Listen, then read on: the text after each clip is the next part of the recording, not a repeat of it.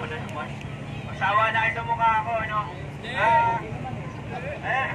Mga Paps, yan na nga, kasama sa mission talaga natin, yung collaboration, sabi nga ni Founder, tama yun, LGU. So, pagka wala tayong ibang maiisip na charity sa mga chapter nyo, wow, ang dami nila. Yan, ang dami nila, Ma'am Yins, ano? Sila na ginagawa para sa cities nyo, para sa inyo man, pwede kayong tumulong. Then, dapat nyo sa GC ng mga CH para supportahan din kayo. Yan lang naman pagkagaya ng ginawa ng Bulacan, DWDs yun, nakakoordinate yun sa barangay, doon sa Norsagaray, gawa nila. Then, sumunod dito si Manila. Una-una, siyempre, yung mother chapter natin yung Rizal, nag-replanting sa Anay. No, nakakoordinate din po yun, LGU, with the police officers ng Rizal, province of Rizal. Then, ito si Manila. Sana, looking forward pa kami sa mga chapter. No, nakita nyo na paano yung gagawin ninyo sa mga chapter ninyo. Malaking bagay ito kasi nakikilala tayo ng ating mga LGUs. Pagka meron tayong mga sarili nating activity, hindi na mahirap na gumawa. Siyempre, kailangan yung iba, pag di kilala, medyo kahirapan, di ba, sa mga permits. Lalo na sa mga kakailanganing mga gamit, gaya ng mga upuan, mga ganon. Kasi pagka kilala tayo sa LGUs, madali tayo makakahirap sa kanila. Mga ganon kasing pangyayari.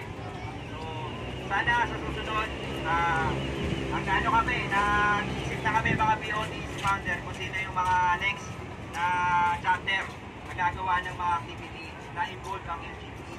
No? So, lilinawin lang po namin, no? Yung LGUs kasi, sila na ho yung nandyan after the election. No? So, sabi nyo, hindi kami po pwedeng ma-involve sa mga politics. Tama po yun. Hindi tayo pwedeng ma-involve on the click and Lucia's Club. No, bawal tayo. Sa panahon po ng pangangampanya, okay? Malinaw. Kapag kampanya na usapan, pwede tayo magpalit ng uniforme, pwede tayong sumama sa kakilala natin, pero wag yung merge or kilala na bilang member tayo ng Honda Click and Lucia's Club. No, bakit? Ang paliwanag namin dito, simple lang. Ayaw namin yung katabi nyo, magkaroon kayo ng gap. Bakit? Kasi hindi nyo pinoto yung partido na gusto niya, ng pamilya nila. No? So doon tayo nagsisimula nagkakaroon ng gap.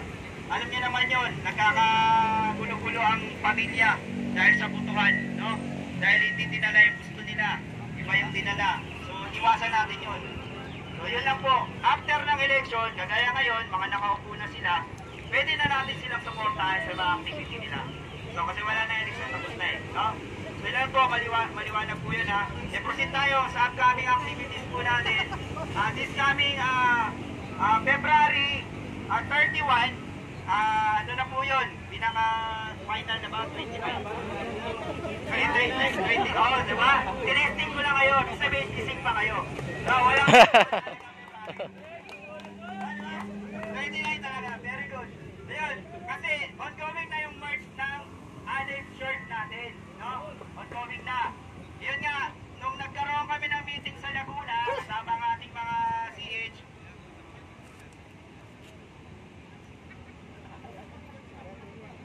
Hello, sabi ako, Yumama ako dito, Ayun yung nag-meeting kami sa Laguna, kasama mga CH, napag-usapan namin, sana wala na tayong gagastusin entrance fee doon sa venue ng ating anniversary, which is mangyayari yun the middle, no, of the Central Luzon, kasi requested yan ng malalayo, lalo na yung Cagayan, Baguio, La Union, requested nila para naman makalapit-lapit silang konti, kaya nasa gitna tayo. Ngayon, sabihin na namin yung pinakalugar ay Pangasinan, no? Pangasinan yan, may hita kayo. Pero hindi ko kami magsasabi kung saan pinaka-location sa Toksenyo, no? Surprise yun. So, tatakapawin pa rin namin yun, no? Para maging maayos. Ang amin lang dito, yung inaano naming merge, no? Ng aning shirt, nakita nyo naman sa page, sa inyong mga chapter EC. Deadline is February 25, no? Yung ordering ng first 200. Bakit kailangan makapag-order yung first 200, no? Yun po kasi ay gagawin para sa darating na which is, pagdating ng break, ano ba meron sa breakfast, right? Pwede naman hindi kami sumama, no? Pwede naman gano'n. Kaya hindi na kami order, saka na lang kami order. Nasa inyo po yun. Pero doon kasi sa breakfast ride, doon po ilalatag yung magiging situation o vision ng ating anniversary, no?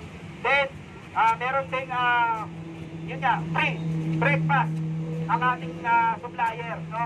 Sa CDMR o sa Master Republic.